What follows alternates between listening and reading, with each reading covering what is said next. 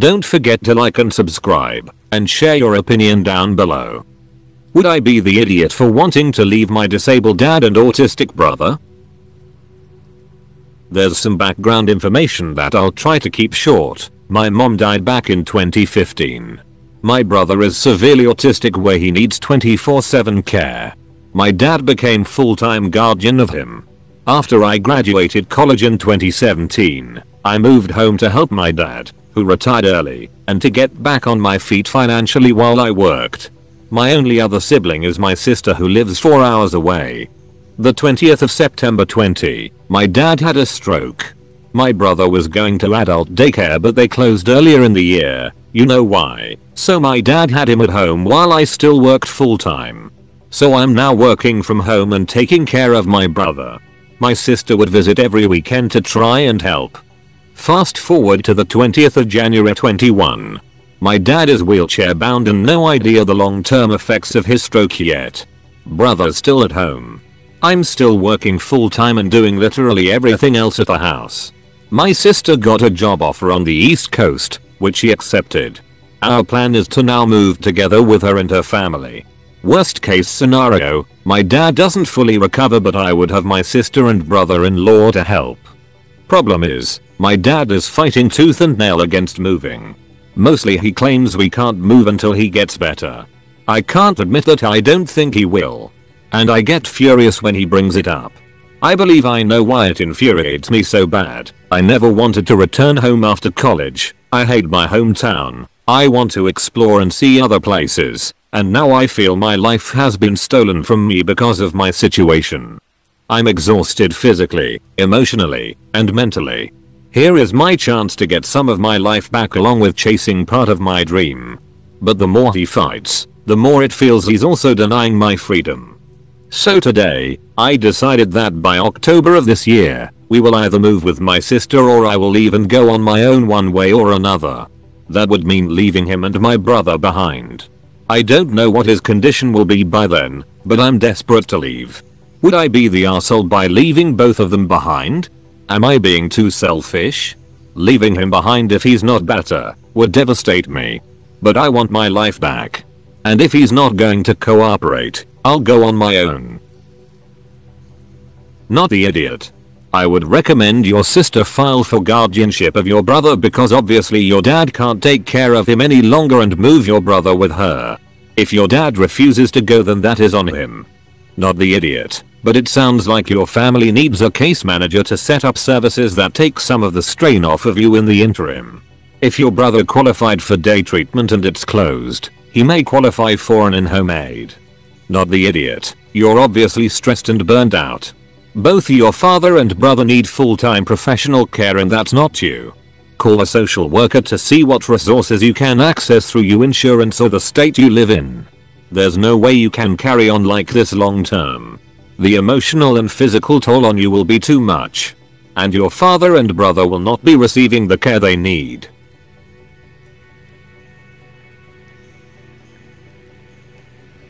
Am I the idiot for protecting my daughter from her bio-grandparents?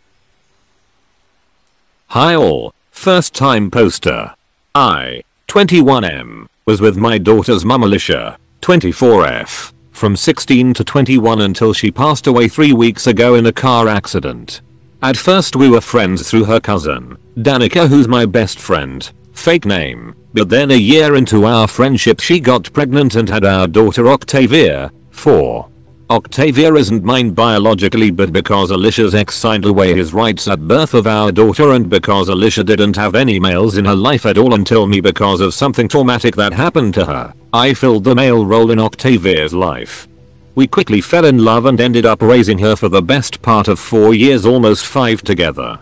Now that Alicia passed away, Octavia's biological grandparents, who are her bio fathers, sperm donor if you ask me, want something to do with her. They rang me up the day of Alicia's funeral demanding to see their precious granddaughter and told me I was just the idiot that tricked my partner into adopting Octavia. Yet it was my partner's idea for me to adopt Octavia so she'll always have a father and someone who'd die protecting her, loving her and supporting her. I refused to let them see her, let alone have a relationship with her, because when my partner gave birth to our daughter, They told my partner that they hope she's either born defected and retarded or that she's stillborn. These are brutal things to hear, especially when the woman you love almost dies in childbirth. They kept demanding to see her and have a relationship with her, which I just laughed at down the phone whilst saying you lost the right to be grandparents the second you wish my daughter was stillborn. They then decided to ring my best friend up, who told them to drop dead like the idiots they are and that they'll never see her at all. They texted me saying that they will take it to court to get visitation because they have rights, so I just laughed and replied that my partner had very good life insurance policy because she was terrified this would happen.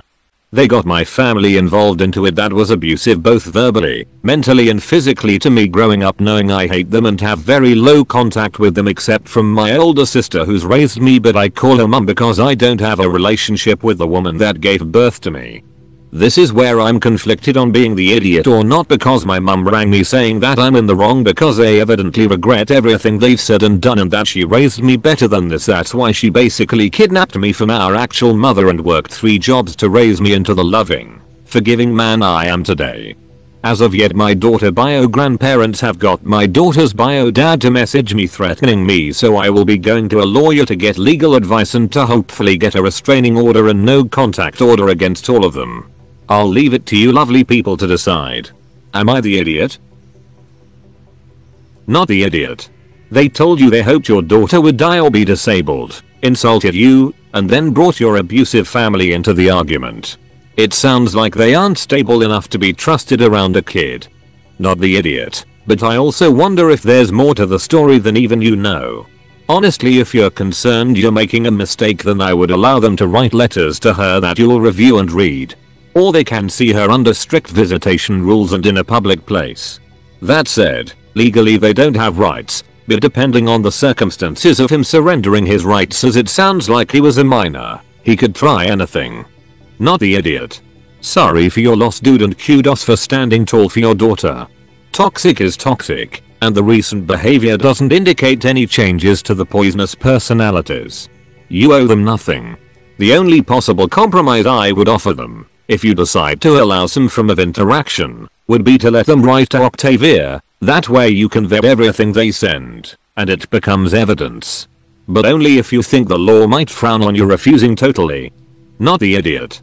They told you they hoped your daughter would die or be disabled, insulted you, and then brought your abusive family into the argument. It sounds like they aren't stable enough to be trusted around a kid.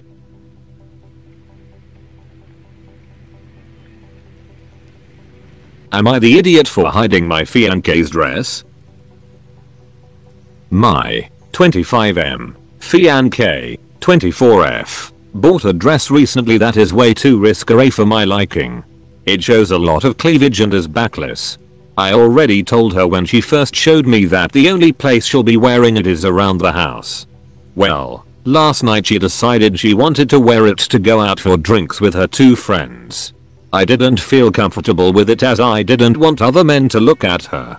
I repeatedly told her to pick another dress, but she ignored my feelings and told me I was being stupid. So I did something that may seem immature to some people, and I hid the dress whilst she was doing her makeup. She immediately knew I hid it and was pissed off because she was going to be late to meet up with her friends. So after looking around the entire house, she finally chose a different and more appropriate dress. Yes, I did give the dress back when she came home, but she still remains in a mood with me over it because I was acting insecure and controlling.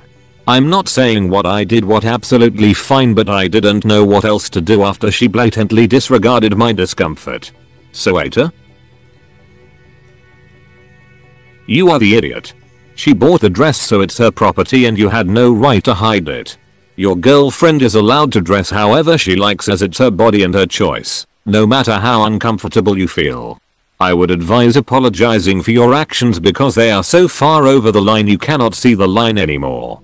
I also hope that you seek some sort of help to deal with how controlling you are, and if you refuse to seek help, I hope she breaks up with you and finds someone who will tell her how beautiful she looks in the dress. You are the idiot. You have no right to control your fiancée, what she wears, who looks at her, etc. You should trust her enough to not care what she wears in public. It sucks that she ignored your feelings, but your feelings are overly controlling and oppressive. You need to have a talk about trust, and you need to give your fiancé some space to breathe if you're going to have a happy marriage that isn't burdened with distrust and jealousy. Hiding the dress from her when she had a place to be was extremely shitty behavior, so again, you are the idiot, and the fact that you made her late just adds to that. I would have been so pissed off, too. Finally, that resulting in her having to pick a new outfit was manipulation on your part, which, in my opinion, is unforgivable. In this case, unforgivable if this pattern continues. You need to grow up. You are the idiot, no matter how you feel about the dress, and no matter your relationship status, it is not up to you to have the final say on what she wears. Especially by force with you hiding it, not to mention inconveniencing her by making her late for her social outing with friends and doing so. She's right, you are being controlling, and also revealing your insecurities and lack of trust in regards to the relationship. She's your partner, not your Barbie doll to dress as you please. I'd be very alarmed and put off as well if my partner did this. Do your best to apologize and make amends while you still can.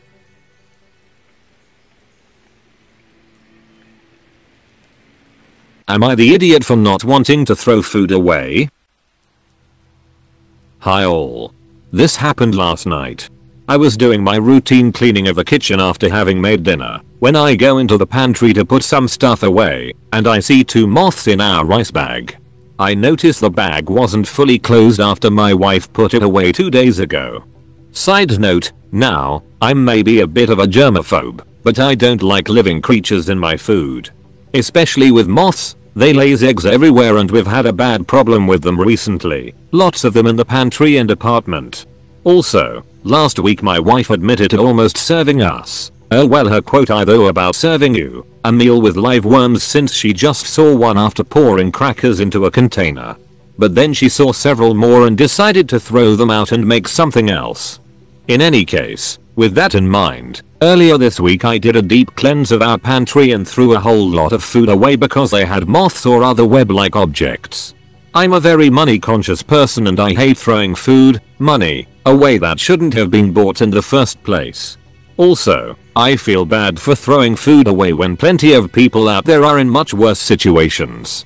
Back to the story, I end up throwing away the bag of rice. BC again, moths inside. I tell my wife to please be more careful about storing food, to which she replies okay dad in a sarcastic tone and murmurs something else. I tell her it isn't good to throw away perfectly good food, BC of money, and privilege, and she replies with her usual food is cheap anyway, it doesn't matter. I told her if it doesn't matter, then why don't you, her, buy the groceries then? Double quote. This following paragraph I thought to myself, I did not say this to her. We live off my income, so it matters to me. I like to save. I don't like to waste what I have. I always buy just what I need. Sure, the sum is small now but long term of constantly throwing food away adds up. And now she's been dead silent to me all night. She didn't even want to sleep in our room. Am I the idiot? Edit. Putting emphasis that I did not say the income part to her out loud. Just an internal thought at the time. Seems to have thrown people off. Not the idiot. But where do you guys live if you have worms, moths, spiders and whatnot in your pantry? This sounds more concerning, and if you have to deal with them then all of you have to be careful about safe storage of food. Mostly not the idiot, but I don't think it was productive to throw in the dig about her not making money. If the arrangement is that you are the breadwinner, you can't hold that over her head in an argument. That aside, clearly the way you're storing food isn't working and you guys need to come up with a plan. If you can, invest in some containers that are heavy duty and close lock easily so that it is easier to put food away. Set aside a day each week to go through the food together and check for any insects and do some general cleaning, at least until the problem is under control. Set aside a day each month to deep clean the pantry and the kitchen or whatever spaces hold food together. That way you are both contributing and you can help each other create a better situation.